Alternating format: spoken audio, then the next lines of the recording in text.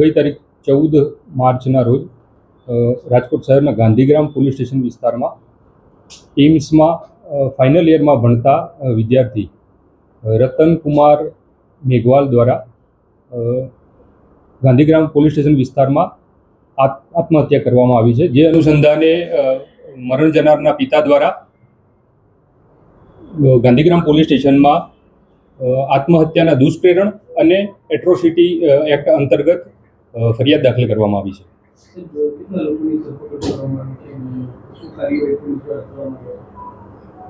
આ ગુનાની તપાસ એસીપી SC/ST સેલ દ્વારા ચલાવવામાં આવી રહી છે અને આના અનુસંધાને ફરિયાદમાં જણાવેલા 5 આરોપીની પોલીસ દ્વારા ધરપકડ કરવામાં આવી છે.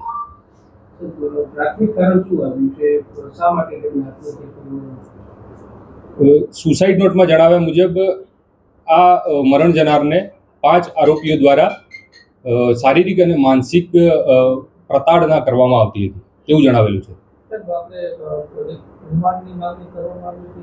જી ના, આયુ દ્વારા નામદાર કોર્ટમાં કોઈ રિમાન્ડની માંગણી કરવામાં આવેલી નથી.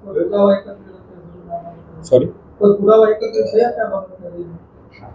સુસાઇડ નોટ છે પ્લસ એણે એના કોલેજમાં જે ફરિયાદ કરેલી છે, આ બધા મુદ્દાના આધારે તપાસ ચાલુ છે. સુસાઇડ નોટમાં શું ખાસ ઉલ્લેખ કરવામાં આવ્યો છે? કારણ કે એને માર પણ મારવામાં આવ્યો એ બાબતનો જ ઉલ્લેખ છે. આ 5 આરોપીઓના નામ લખેલા છે અને એના દ્વારા શારીરિક અને માનસિક પ્રતાડના આપવાનો ઉલ્લેખ છે.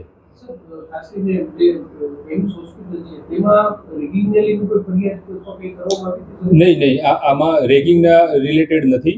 આમાં જે મરણ જનાર છે અને આરોપીઓ તમામ એક જ વર્ષના વિદ્યાર્થીઓ છે, MBBSના ફાઇનલ યરના વિદ્યાર્થી.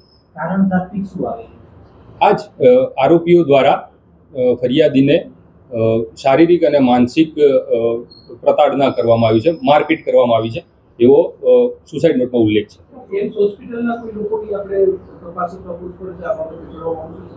કરવામાં આવશે, બિલકુલ.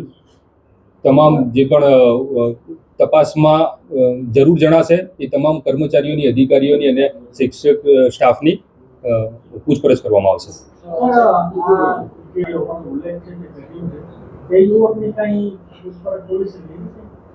સમજ્યો નહીં પ્રશ્ન.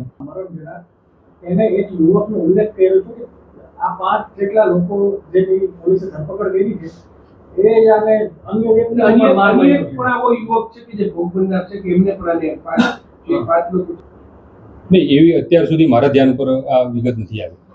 તપાસ દરમિયાન આ જે આમાં વિગત બહાર આવશે તો એ પ્રમાણે એના અનુસંધાને પણ કાર્યવાહી કરવામાં આવશે.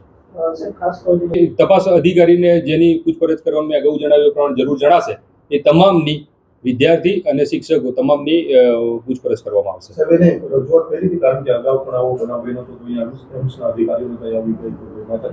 એ પણ તપાસમાં હવે બહાર આવશે.